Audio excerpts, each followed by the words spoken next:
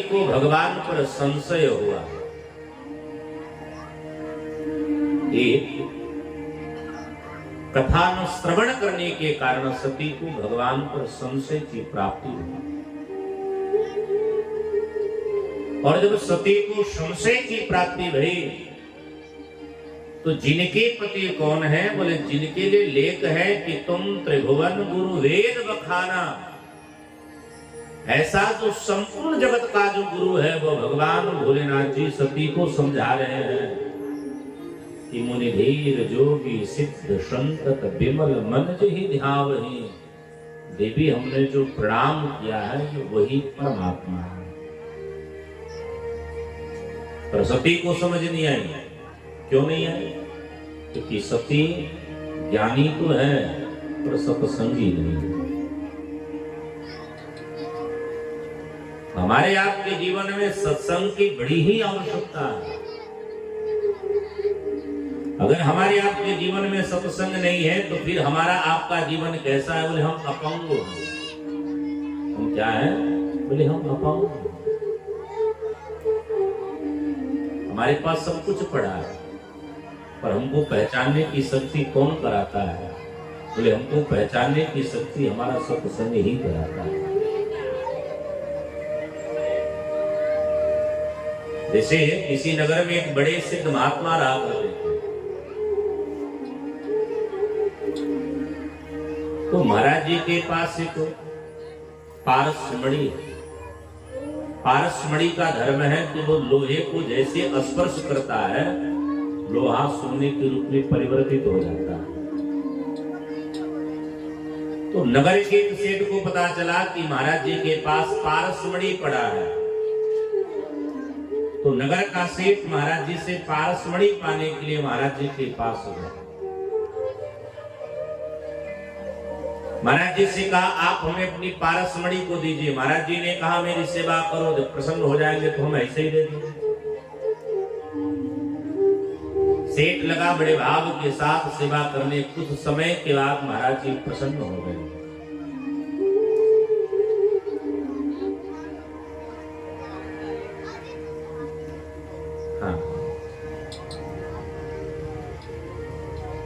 आप लोग नीचे से ही प्रणाम कर लो, है ना? जो लोग भी आ रहे हैं, क्योंकि कथा की तो मर्यादा है कुछ। हाँ। आप लोग यहाँ कुछ लोग बैठ जाइए। जो मैया लोग, क्योंकि सबका भाव है व्यासपीठ पर आना, तो किसी को रोका नहीं जा सकता है। क्योंकि कथा क्रम है तो नीचे से ही आप लोग प्रणाम कर लो। जब अपने राम जो करेंगे तो चाहे प्रणाम करना, पांव खींचना, तुम सबकी मर्जी। हाँ, जोर से बोलिए जय श्री राम।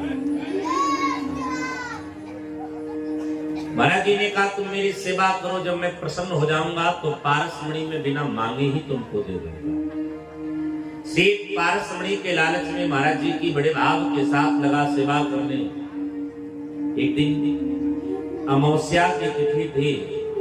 महाराज जी प्रसन्न हो गए और महाराज जी ने कहा तुम चिंता मत करो, हम तुम्हें आज पारसमणि देंगे पर हमको गंगा नहा आने। महाराज जी गंगा स्नान करने गए। सेठ की उत्सुकता बढ़ गई कि आज हमको पारसमणि मिलेगी, पारसमणि मिलेगी। तो सेठ महाराज जी की पूरी मड़ैया को खाना लगा, कहीं पारसमणि नहीं मिला। सेठ सर पर हाथ धर करके सोचने लगा कहीं महाराज जी हमको मूर्ख तो नहीं बना दिया। 5-7 साल इनकी हम सेवा की, इनके यहाँ को पारसमणि दिख ही नहीं रहा। महाराज जी लौट करके आए तो महाराज जी ने क्या देखा कि उनकी सारी कुटिया खंगारी गई, सामान सब अस्त व्यस्त है। महाराज जी ने सेठ से कहा कि सेठ भैया तुम कुछ ढूंढ रहे थे? सेठ ने कहा हाँ पारसमणि ढूंढ रहे थे। महाराज जी ने कहा क्या तुमको पारसमणि मिला? सेठ ने कहा नहीं मिला। कहाँ रखे हो?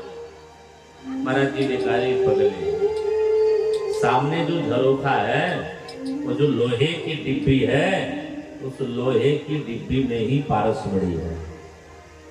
सेठ सर पर हाथ धर लिया, बोला तो सब मेहनत बर्बाद। आए अरे जिसमें पारसमणि जिस लोहे के डिब्बे में रखा है उस लोहे को ही जब सोना नहीं बना पाया तो क्या खाक और सोना बनाएगा लोहे को? सेठ बोला महाराज हमको वो पारसमणि नहीं चाहिए, वो नकली है। महाराज जी ने कहा पगला पहले लेकर के तो आ। तो सेठ जब लेकर के आया, महाराज जी ने जब लोहे का वो डिब्बा खोला, बॉक्स खोला, तो क्या देखा, पारसमणि सचमुच उसके अंदर था, लेकिन पारसमणि कपड़े से लपेटा हुआ था। लपेटे होने के कारण पारसमणि और लोहे का स्पर्श नहीं हो पा रहा था। तो हमारे आपके भी जीवन में पारसमणि है। वो पारसमणि कौन है? वो ब्रह्म ही पारसमणि है। लेकिन हमने ब्रह्म को नहीं, लेकिन हमने अपने आप को कपड़े से लपेट रखा है ताकि हम पारसमणि से स्पर्श न हो पावे। वो कपड़ा क्या है? वो मोह माया का ही कपड़ा है। और उस मोह माया रूपी कपड़ा को हटाएगा कौन? उस मोह माया रूपी कपड़ा को हटाने में अगर किसी में सामर्थ्य है तो केवल सामर्थ्य सत्संग में है। वह सामर्थ्य केवल गुरु में है, वो सामर्थ्य केवल संत में है। बाकी दुनिया में कहीं नहीं सामर्थ्य है कि हमारे ऊपर से मोह माया की कपड़ा हटा सके। जीवन में सत्संग क्यों आवश्यक है? जीवन में सत्संग इसलिए आवश्यक है क्योंकि सत्संग हमको जीने की मार्ग बताते हैं। इसलिए हमारे संतजन कहते हैं, बहे सत्संग की दरिया, बहे सत्संग की दरिया, नहा लो जिसका जी चाहे। बहे सत्संग की दरिया, नहा लो जिसका जी चाहे। बहे सत्संग की दरिया, बहे सत्संग की दरिया, नहा लो जिसका जी चाहे। बहे सत्संग की दरिया, हरि बोल। नहा लो जिसका जी चाहे। हजारों रत्न है इसमें, हजारों रत्न है इसमें, उठा लो जिसका जी चाहे। हरे सत्संग की दरिया, नहा लो जिसका जी चाहे।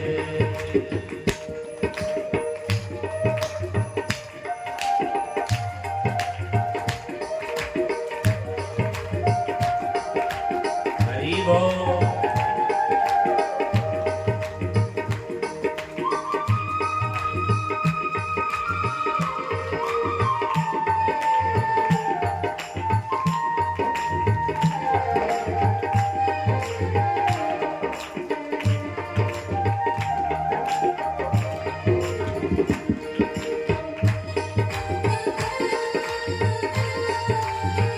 जय जय।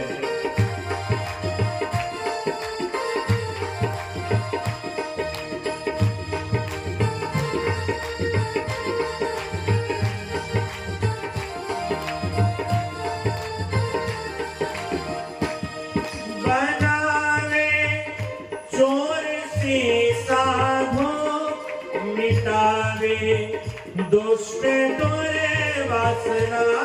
बनावे चोर से साधो, मिटावे दुष्ट दुर्वासना।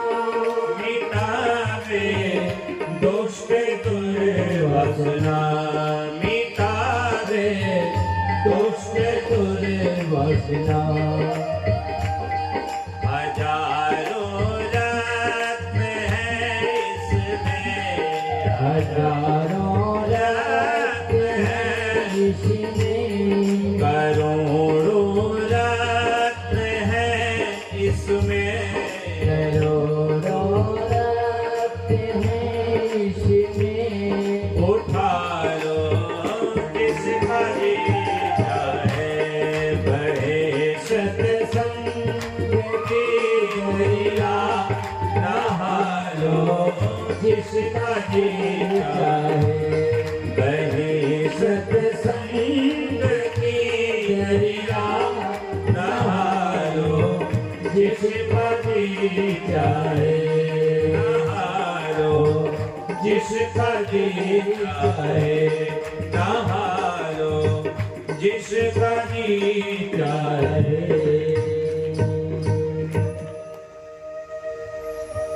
तो नीति कहती है कि जीवन में सत्संग की आवश्यकता क्यों है? बोले जीवन में सत्संग की आवश्यकता इसलिए है क्योंकि जिसके जीवन में सत्संग आता है व्यक्ति कभी मार्ग पर चल ही नहीं सकता।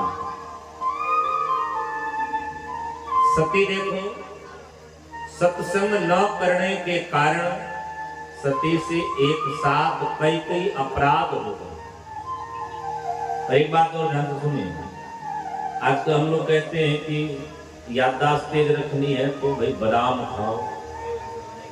तो सत्य बोलने वाले को याददाश्त की आवश्यकता नहीं है। ज्यादा दिमाग किसको चाहिए? बोले ज्यादा दिमाग उसको चाहिए जो एक नंबर का झूठा हो। बादाम उसको ज्यादा खाना चाहिए जो सबसे बड़ा झूठा आदमी है। कारण क्या है? जो सत्य है तुम तो फटाक दे बोल दो, कि झूठा आदमी को सोचना चाहिए कि हम क्या कब बोले थे, इसके लिए बादाम खाने की डेली आवश्यकता है। एक बात तो ध्यान से सुनिएगा,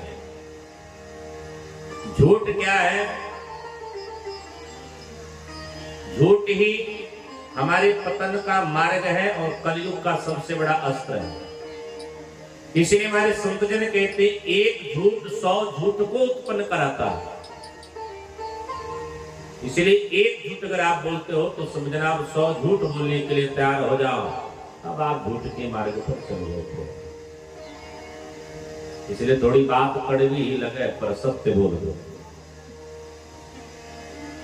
लेकिन एक निबंध और ध्यान से सुनना, हमेशा सत्य भी नहीं बोलना चाहिए।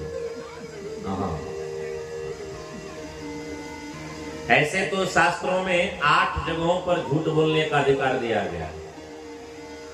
व्यक्ति को 8 जगह ही झूठ बोलना चाहिए। ये कुछ जगह हैं, बाकी जगह झूठ बोलने से बचना चाहिए। कहाँ झूठ बोल सकते हो? किसने बताया? श्रीमद् भागवत महापुराण जी के 8वें स्कंद में जब बलि के घर भगवान वामन जब भिक्षाटन हेतु गए हैं तो बलि से जब भगवान वामन जी कहते हैं कि हे बलि, ये काम करो, तुम हमको हमारी, देखो कोई आपके यहाँ मांगने आवे तो अपने मन से नहीं देना चाहिए।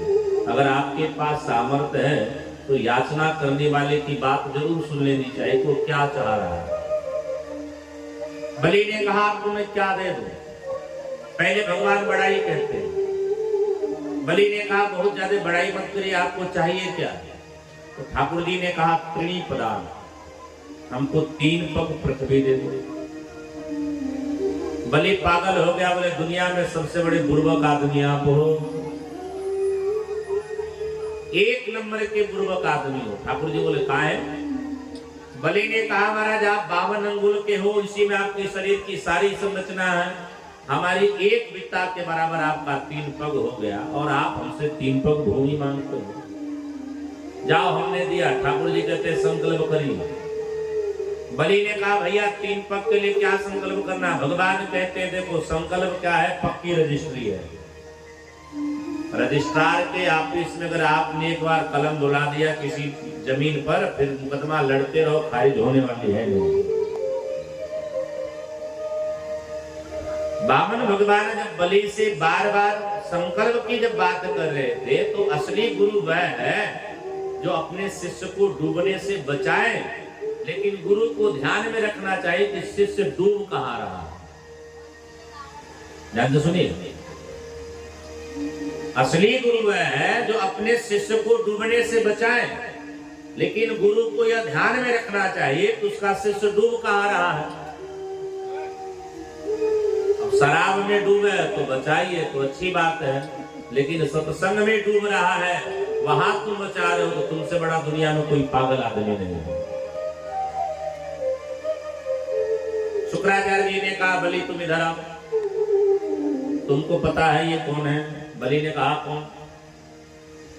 शुक्राचार्य जी ने कहा, ये देवताओं के परम हितैषी हैं और अदिति के गर्भ से उत्पन्न होने वाले ये बालक स्वयं भगवान नारायण के स्वरूप है। ये तुमको ठगने आए। बलि ने कहा, तो क्या हो, संपत्ति उसने दी, वो ठगेगा, वो उसकी संपत्ति वो ले चाहते। बलि से शुक्राचार्य जी ने कहा, नहीं नहीं, तुम ज्यादा सत्यवादी मत बनो। तो बलि ने कहा, शायद आपको पता नहीं है कि असत्य से बड़ा दुनिया में कोई पाप नहीं है। तब शुक्राचार्य जी ने कहा, मैं तुमको उपाय बताता हूँ, कुछ जगहों पर झूठ बोल देने चाहिए। कहाँ झूठ बोलने चाहिए, सब ध्यान से सुनिएगा। यहीं पर झूठ से पीएचडी करो, बाकी जगह मत करो। हाँ, स्त्रीषु नरम विवाही च वृत्त्यर्थे प्राण संकटे गो ब्राह्मण थे हिंसायां नामृतम स्यात् जुगुप्सिता। कहाँ झूठ बोलना चाहिए? बोले स्त्रीषु, अपनी देवी जी से कोई बात छुपानी हो तो छुपा दो। कठिन बात, क्योंकि माताओं को थरिया भर भात पच जाती है, छुटकी बात नहीं पच पाती है। ये हमारी माताओं को श्राप लगा है। श्राप किसने दिया है?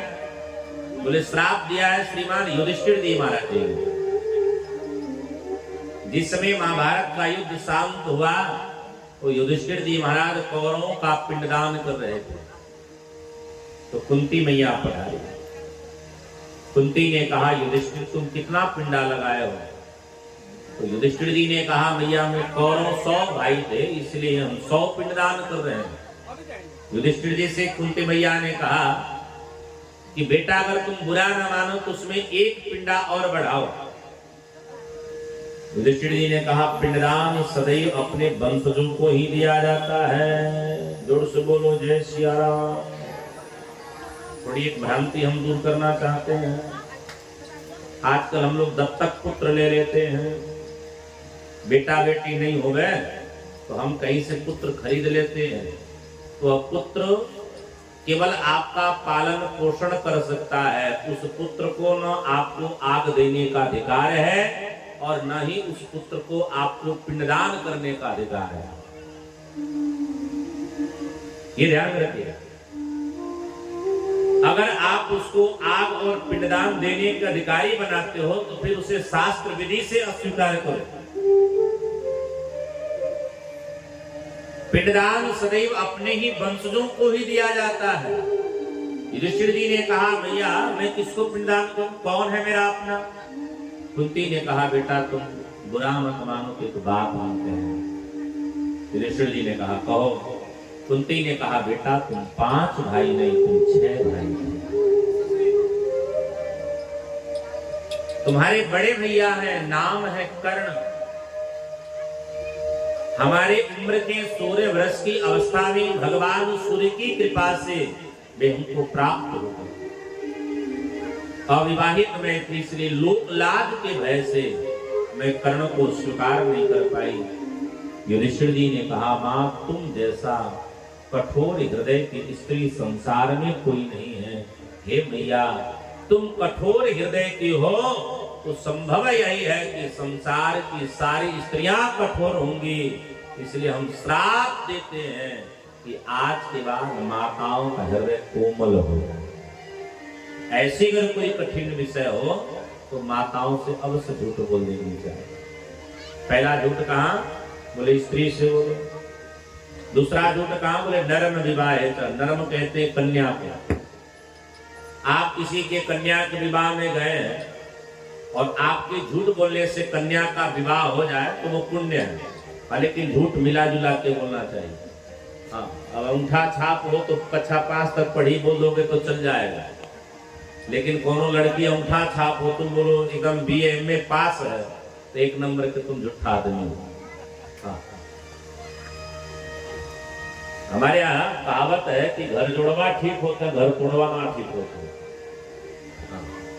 हमारे साथ में पंडित जी रहा करते हैं। पंडित जी दृष्टांत सुनाते हैं कि कोनो गांव में वो अहिर था, नाम था भोला यादव। तो इसमें भोला यादव ही है, तो आपको नहीं कह रहा हूं। हाँ।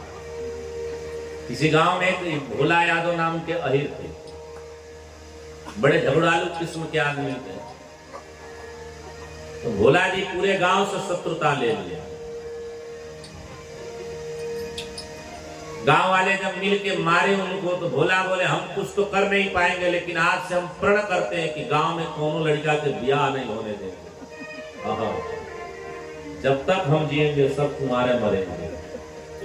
अब संजोग की बात है कि जैसे उनके गांव में प्रवेश होता है प्रमुख चौराहे पर, उन्हीं का घर था।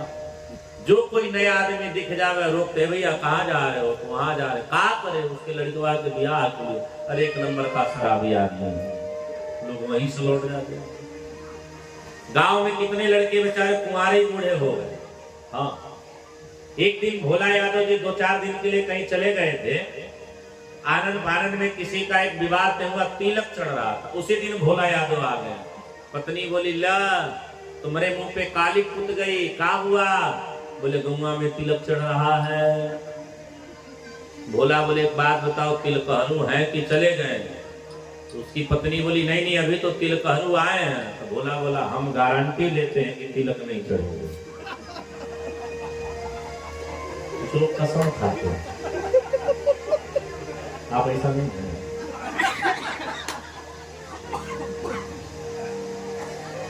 तो जहां तिलक वालों की पानी पीने की व्यवस्था थी, भोला वहीं चले गए। भोला जी बोले भैया मैं लड़की के बाप कौन है? एक बूढ़ा आदमी आया, बोला हाँ साहब बताइए, हम ही हैं।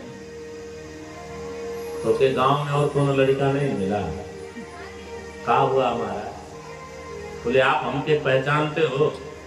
तो लड़की के बाप ने कहा नहीं। बोले हम नहीं पहचानते। तो लड़की बाप नाराज होकर बोला, अरे पगले हो, जब हम नहीं पहचानते तुम नहीं पहचानते तो बात क्या है?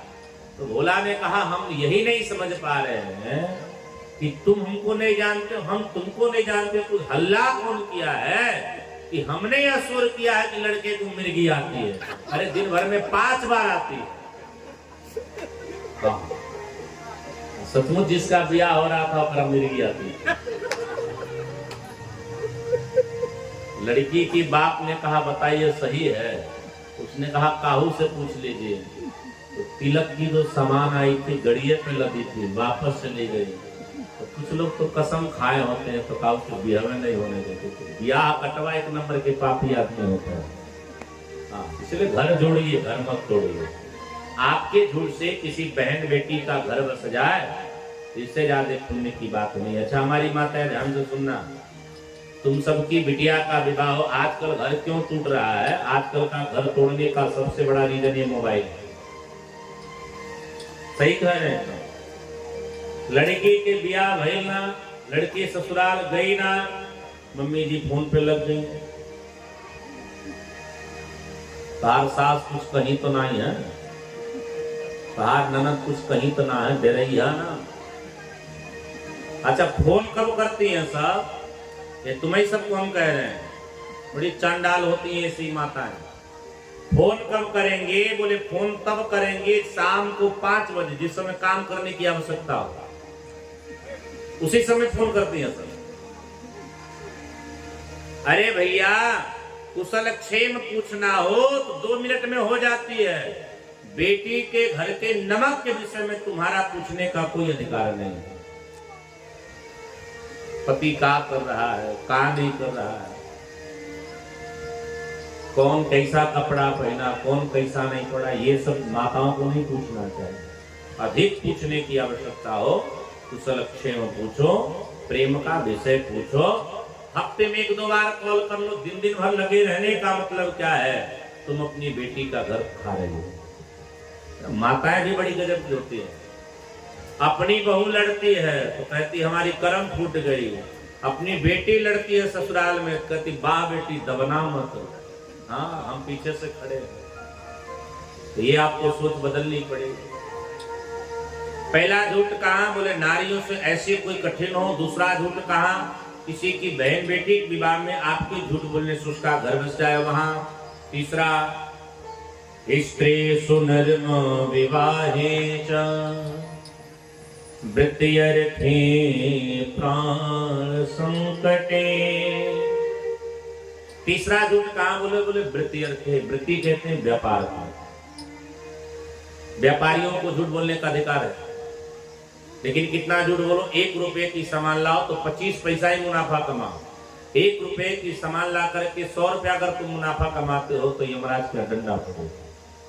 25 पैसा तक तो पुण्य करते हो, ये तुम्हारा अधिकार है। बनिया कितनों कसम खा ले, समझ जाना डारी जरूर मार रहा है, तो जन्मसिद्ध अधिकार है।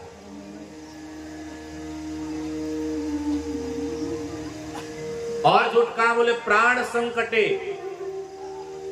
जज अगर आपको प्राण दंड का सजा दे रहा है तो संसार में जितना झूठ बोल करके अपनी प्राण बचा सको बचा लो, आपको पाप नहीं होगा। और झूठ कहां बोलो? बोलो गो ब्राह्मण ते हिंसाया। कहीं गाय का वध हो रहा हो, आपके झूठ बोलने से अगर गाय का प्राण बच जाए तो निसंकोच झूठ बोल दो। कहीं किसी ब्राह्मण का अपमान हो रहा हो, आपके एक झूठ बोलने से ब्राह्मण का सम्मान यथावत बच जाए, तो करोड़ों झूठ बोलना पड़े तो बोल दो। और आखिरी झूठ कहां बोलिए कि आपकी दुनिया लुट रही हो, एक झूठ से आपकी दुनिया बच जाए तो निसंकोच झूठ बोल दो। बलि ने कहा, गुरुदेव आपकी बात तो सत्य है, लेकिन क्या बताऊं, आज हम सत्य बोल करके लुटना चाहते हैं। मैं आपसे उससे निवेदन कर रहा था, एक झूठ पतन के मार्ग की तरफ ले जाता है, और व्यक्ति जब एक झूठ बोलता है उसे विचार कर लेना चाहिए अब वो झूठों की बजरिया में जा रहा है। सती से भगवान शिव ने जब प्रश्न किया कि परीक्षा कैसी रही, सती ने कहा पक्ष्म परीक्षा लेकिन गोसाई, प्रभु मैंने कोई परीक्षा नहीं। सती झूठ बोल रही। अच्छा देखो, सती को भगवान शिव के विषय में ज्ञात नहीं था। आप लोग कहीं शिवालय देखे होंगे तो शंकर मंदिर नहीं मिला होगा, सामने श्री शिव जरूर लगा होगा। शिव का अर्थ होता है कल्याणकारी, अर्थात शिव को हम कल्याणकारी कहते हैं। शंकर कौन है? बोले त्रापेति नष्ट भुज भुजाना, अर्थात शंकर वह है जो संसार का नाश करते हैं। तो सती शिव को मानो शंकर समझ गए। भगवान शिव ने देखा कि मैं इसके पास कल्याण के रूप में बैठा हूं, ये हमारी बात पर ध्यान नहीं दे रही है, सामने झूठ बोल रही है। अगर सती आकर के केवल इतना कह देते कि महाराज एक अपराध हो गए, हम उनकी परीक्षा लेने गए थी, सीता बन बैठी, अरे जैसे वे नरलीला कर रहे थे वैसे मैं भी नरलीला करके चली आई, तो शायद भगवान शिव से स्वीकार लेते। लेकिन सती झूठ बोल बैठे।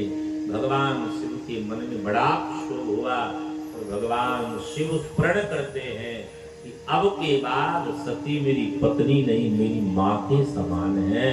क्योंकि सीता कौन है? बोले सीता शिव के माँ की समान है। सीता जी को शिव जी की माँ मानते। शिव जी ने सती से कहा, देखो अब एक नहीं, थोड़ा ध्यान में रखिएगा। हमारे यहाँ कोई मार्ग में चलता है ना, तो हमारे शास्त्रों में कहा गया है कि चलते मार्ग में भी हम परिचय कर लेते हैं।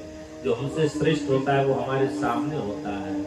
सती को शिवजी ने बताया तो नहीं कि मैंने तुम्हारा त्याग किया है, लेकिन सती को शिवजी कह रहे कि देवी तुम थोड़ा आगे चलो, हमको पीछे चलने। सती ने कहा मैं मार्ग भटक जाऊंगी। भगवान शिव कहते तुम तो पूरी तरह भटक गई, अब तुम आगे चलो, मैं पीछे से तुमको संभालूंगा। आगे क्यों कहते हैं चलने के? आगे इसलिए कहते हैं कि पुत्र सदैव पीछे होता है, मां सदैव आगे चलती है। और हमारे साधु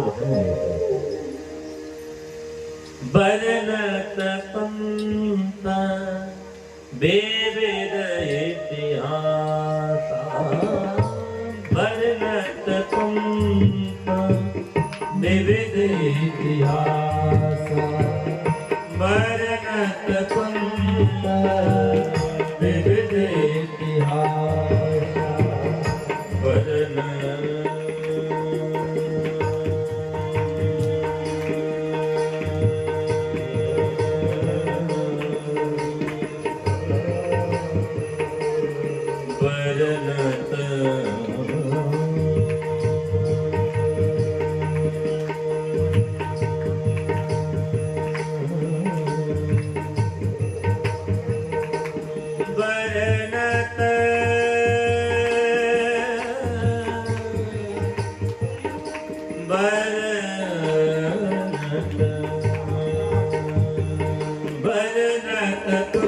विविध इतिहास वर्णत पंथ विविध इतिहास विश्वनाथ पहुँचे कैलास विश्वनाथ पहुँचे कैलास विश्वनाथ पहुँचे कैलास विश्वनाथ पहुँचे कैलास ताह पन संभो समुझि पन आपन तापन समो समझ पन आपने बैठे बट करे कर कमलासन बैठे बट करे कर कमलासन बैठे बट करे कर कमलासन बैठे बैठे कर कमलासन वर्णत पंथ वेद इतिहास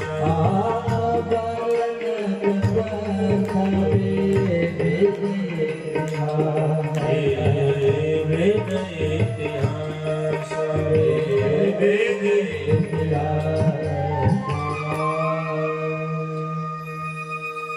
गोस्वामी जी ने कहा कि वर्णत पंथ विविध इतिहास। यह इतिहास का मतलब है कि पुराण। सती बार बार प्रश्न कर रही थी, महाराज आपके देवता बड़ाई क्यों कर रहे थे, क्यों पुष्प की वृष्टि कर रहे? भगवान शिव शास्त्रों की कथा सुना रहे। और ठाकुर जी देखो कहाँ पहुंचे, बोले भगवान शिव को आना था काशी नगरी, लेकिन भगवान शिव कहाँ बधारे, बोले कैलाश पर्वत पर। देखो परिवार का जो मुखिया है वो केवल अपना हित नहीं चाहता है, परिवार का मुखिया पूरे परिवार का हित चाहता है। लेकिन आज पहली बार भगवान भोले बाबा अपना कल्याण चाह रहे हैं। तो स्वामी जी ने कहा कि तहपुनि शंभु समुझिपन आपन। अब भगवान शिव ने विचार किया कि मैं सती का कल्याण करना चाहा, पर सती अपनी कल्याण चाही नहीं। इसलिए अब देखो नीति कहती है ना कि दुनिया में आपकी कोई बात सुने ना तो सुनाने का कोई मतलब नहीं है। जिस बुजुर्ग लोगों को उनके परिवार के लोग सम्मान न देते हो, ऐसे वृद्ध माता पिता को कुछ सुक्ति अपना लेनी चाहिए। आप सब बड़े ध्यान से सुनिएगा। प्रथम सुक्ति क्या करो, बोले आप पहले अंधे होने का नाटक करो, देखना हर चीज बंद करो। द्वितीय सुक्ति करो क्या, बोले बहरे होने का नाटक करो, बहू बेटे की सब बात सुनना बंद करो। तृतीय सुक्ति करो क्या, बोले गूंगे होने का नाटक करो, हर विषय में बोलने की आपको आवश्यकता नहीं है। जिसके परिवार में वृद्ध माता पिता को सम्मान न मिलती हो, ऐसे माता पिता को ये 3 मार्ग अपना करके देखो। कम बोलो, कम देखो, कम सुनो। 4 बार बच्चे पूछे तो 1 बार करो। अरे तुम मर मर के मर जाओगे तो भी कुछ होने वाला नहीं है। बहुत करोगे, जब तक जीवित हो तभी तक संभालोगे। मरने के बाद बच्चे अगर बेचना होगा तो बेचकर मौज उड़ाएंगे, तुम कुछ नहीं कर पाओगे। इसलिए बुढ़ापे में जब इज्जत न मिले तो बस एक काम करो, बोलो कम, देखो कम, सुनो कम। ज्यादा क्या करना है, बोले माला लेकर के भजन ज्यादा आना हो। शिवजी ने देखा कि जब पत्नी ही अपनी बात नहीं सुन रही हो तो फिर समझाने का फायदा क्या।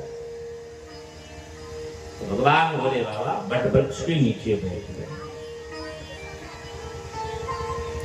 शंकर सहज स्वरूप समारा, लाग समाधि अखंड अपार। बाबा समाधि स्थल में चले गए। तो स्वामी जी ने कहा कि सती ज्ञानी है।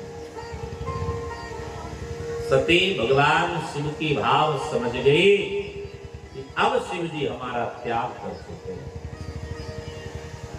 हमारी माताओं से पूछना, उन माताओं के पास अगर पति हो और पति माताओं से बोलते ना हो तो माताओं के जीवन में कितना कष्ट होता है। सती का एक एक पल बड़ी ही भयावह बीत रहा है। सती हर पल बड़ी ही चिंतित है। सती बैठी बैठी रोने लगती थी। उस पूरे कैलाश पर्वत पर सती से कोई बोलने वाला नहीं। मानो सती को काला पानी की सजा मिल गई। अकेली कभी कभी बड़बड़ाने लगती है, कभी कभी अपनी छाती लगती थी पीटने। एक दिन सती जब दुख से आह्लादित हो गई, तब सती ने हाथ जोड़ा कि जो प्रभु दीन दयालु कहा